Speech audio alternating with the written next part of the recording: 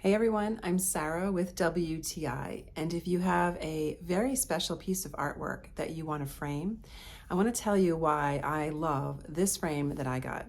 So it is a 16 by 20 inch frame. It's solid wood and it comes with a mat, so it mats to 12 by 16.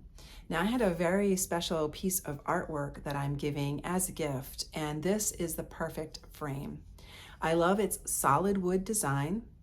I also appreciate the fact that it has the mat. It just adds that lovely professional look to the entire gift.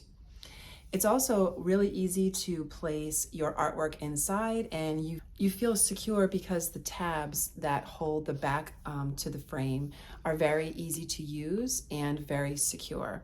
I also like the fact that there are two hanging options, both horizontal and vertical, so whatever you are trying to place in this frame and hang, you're going to have the options you need to make it a success.